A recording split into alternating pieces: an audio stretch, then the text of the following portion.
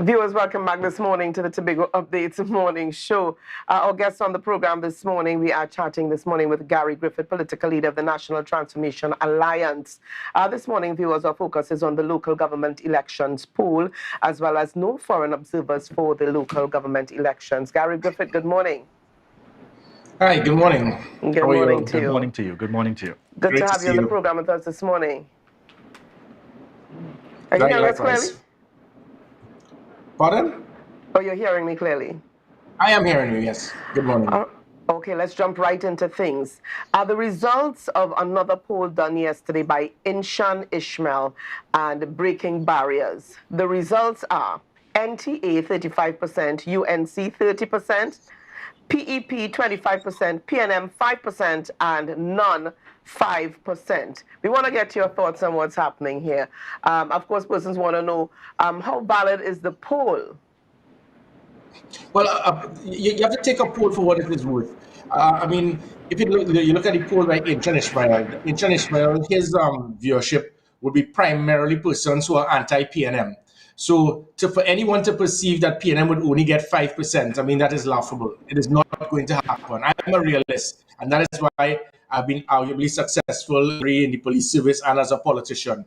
So let us not fool ourselves into believing that PNM only has 5% national support. That is because the vast majority of people who watch Inshan Ishmael's show are persons who are not supportive of the PNM. If you do a poll on, say, I-95.5 between 4 p.m. and 6 p.m. with Darian Marcel, where every single comment that they make is in support of the PNM, so you'll get the persons watching that being primarily PNM supporters. You'll get probably 95% saying that they're voting for PNM. So I'm a realist. And again, this is also a call-in poll. So a call-in poll is something totally different to when you have independent polls done and you're calling persons and it is random. So the margin of error is usually about 4% if you call about 500 people in a population with voting of about 700,000. So I am taking it for what it is worth. It is not in any way to perceive that the PNM are going to be annihilated. Jump low. I think the vast majority of the country will accept that this has been the worst government the country has ever seen. It is not going to take away the fact that 200,000 people are still going to vote for the PNM come general election. And that is a fact. We have to accept that. The difference, however, lies in that this will always be these 150,000 persons who are not PNM till they're dead or are born a UNC and are die a UNC. And when it comes, especially with local government election, and this is the group, whether it is you call them the ONR, the NAR, the Congress of the People, the NTA, these are the persons that are usually the catalyst to decide the outcome of the election. So by the poll done by Inshan Ishmael, as I said, let us be a little real. I mean, the PP, for example, the PP got 25%. If 100 people voted, the PP doesn't even have 25 members in their party. If you realize that one person alone speaks for the PP, he's a one-man activist group and he got 25%. So he probably called 25 times if it's over 100 people that voted. So we have to be a little logical in this. There was a previous poll done by MYOB. That is a very, very powerful social media group comprising young persons, 165,000 odd. And in a poll done with that, it had NTA 45%, PNM 26%, UNC 26%. So again, we take polls for what it is worth. We have a lot of work to do, but it does show that there's a strong support base of persons in that third constituency who want positive change. Status of the NTA going into this local government election that we're all awaiting the date for? Well, again, there are persons who call themselves political parties and they don't take part in elections. We are not that. We are a political party, and if there's an election, we will participate. So we are not an activist group. So obviously, we have been very active. We've been involved in campaigning, involved in showing to the country what we intend to do, and showing that we intend to make that positive change. We are asking the country to believe. So we are doing the nominations there. Interviews have been taking place for candidates across Trinidad. So we intend to very much participate in this election. And what you're going to see from us is not the usual things that you will see from certain political parties. If you listen to Keith Rowley last night, all he did was attack, criticize, destroy the Philip Alexander of PEP. Every single, imagine there's somebody in a political party that is not in government or opposition. And every comment he makes is to attack the NTA and Gary Griffith. Now that says a lot about us. It shows the fear factor, or certain political parties are being paid by other senior major political parties to do their dirty work for them. Because you can't be that clueless that if you are in a political party and all you're doing is to speak about Gary Griffith and the NTA, somebody needs to probably tell Philip Alexander that I'm happily married. But that we have a different type of politics. We intend to show what we can do, how we can make positive change.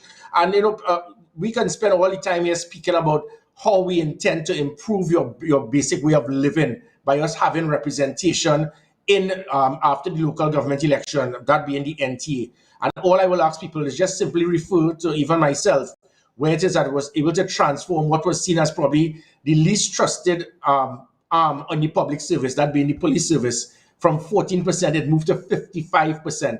And the same way that I was able to get a proper team to transform the police service, we intend to transform the type of productivity that you will see in local government. All right. Viewers, at this point, we're prepared to head on out to a break. But stay tuned. We will be coming back with Gary Griffith as we speak about the upcoming local government elections. Remember that this is your opportunity to share the live, share the live, share the live. Viewers, welcome back this morning. We are still chatting this morning with Gary Griffith. He's on the live with us this morning. He is the political leader of the National Transformation Alliance. And this morning our focus is on the local government elections. Mr. Griffith, let's talk a little bit here about the, Kamala Persad-Bissessar, a UNC political leader and opposition leader, asking or calling on Dr. Rowley, Prime Minister, to bring in foreign observers for this local government elections. What are your thoughts on that? And we hear the Prime Minister indicating no, there's absolutely no need for it. What are your thoughts? Do you agree? Do you not agree? Well, wholeheartedly, I agree. And the reason why I am in full agreement with that recommendation made by the opposition leader is that all you have to do is to look at Keith Rowley's past, look at his previous actions, and anyone would understand that this man does not know his role and function. He steps out of his crease and he can abuse his authority. We have seen it in how he operated with Blissy Prasad. We have seen what he did with the president by causing the president to break the law. We have seen how he operated with the Police Service Commission by causing all of them to resign in disgust. We have seen him by influencing that caused the merit list of a commissioner of police to be shut down, the influencing of trying to deal with even the merit list for that of commissioner of police, how he operated by trying to influence a commissioner of police to target political opponents to have them arrested, how he operated by trying to hire civilians, pay them big money, and try to investigate matters in the police service as it pertained to the audit of firearms, and the court had to put him in his place, how he operated as it pertained to the independent institutions now being totally infiltrated and influenced by government officials. The concept of FIU, which is supposed to be an independent body digging up into the financial accounts of law-abiding citizens, utilizing law enforcement technology to intercept the phones of political opponents. I could go on and on. So it shows that this individual, based on his character, based on his previous actions, he cannot be trusted. And the comment that he would make, the audacity to try to question the intelligence of Trinidad and Tobago citizens to say that, well, we have our EBC people that go abroad. And then you have all his handful of supporters clapping like, those seals that in Orlando and SeaWorld approving this. Because our EBC goes across there, it is because those countries need to ensure that there's some degree of transparency and independent body to monitor what happens there. But in the same manner, when you were opposition leader, Keith Rowley, in 2015, you demanded that they have independent bodies come here to observe our election, and it was done.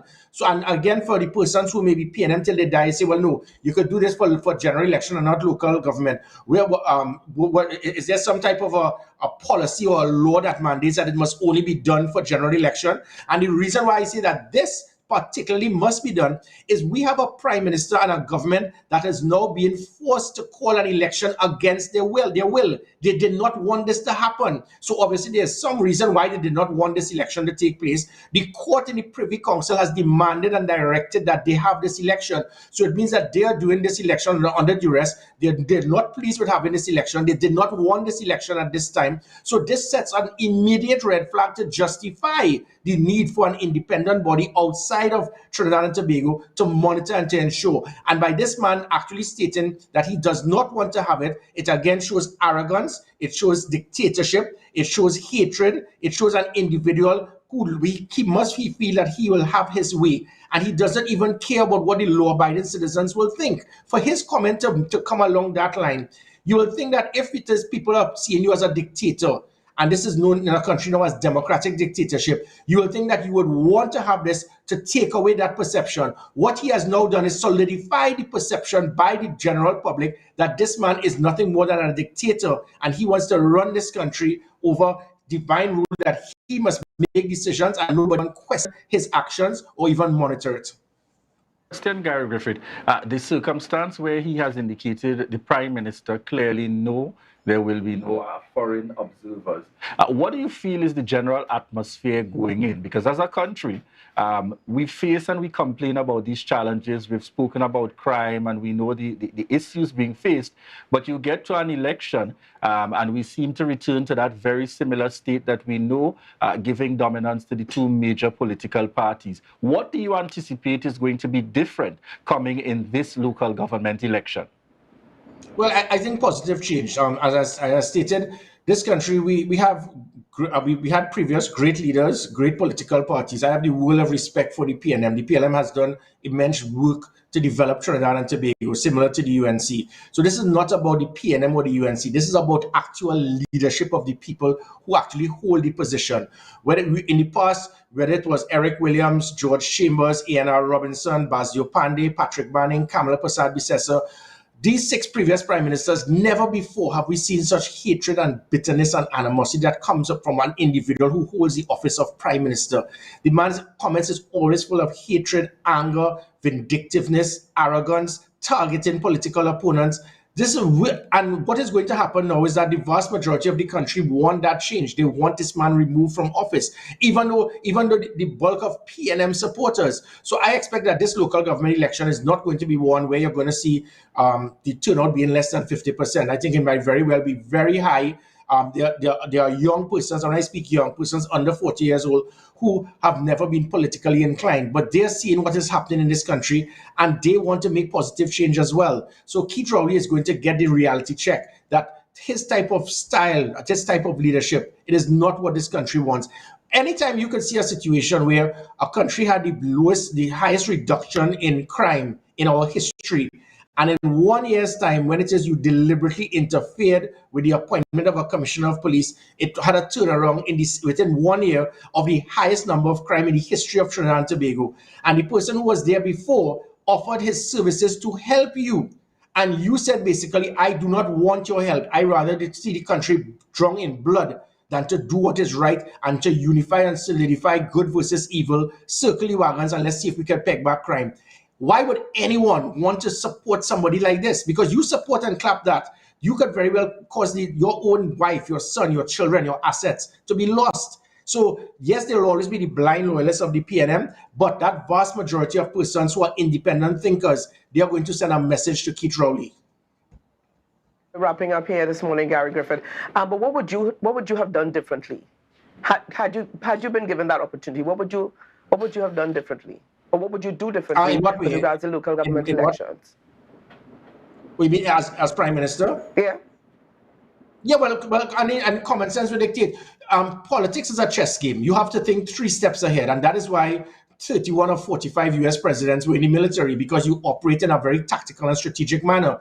He keeps setting up himself without thinking. He works on emotion. As a politician, you must never make decisions when you are angry. So when I made the offer to help him to reduce crime, and he because I know his style, he will reject it, and now the country will see him for what he is. Had I been Prime Minister in the same manner, if it is that I know that the opposition leader is testing me and is challenging me and is questioning my competence or ethics, I would gladly welcome that body to show to the opposition leader and to show to the country that I am not a dictator. I have nothing to hide. I am here to let the process take place, and I am going to win. He has not done that. He has done just the opposite. So it shows, apart from him not wanting the election in the first place that caused the Privy Council to force him to have one, he also is reluctant to have an independent body monitor. It seems that he does not had I been Prime Minister, to dictate, I would welcome it and be able to now win over to show to the country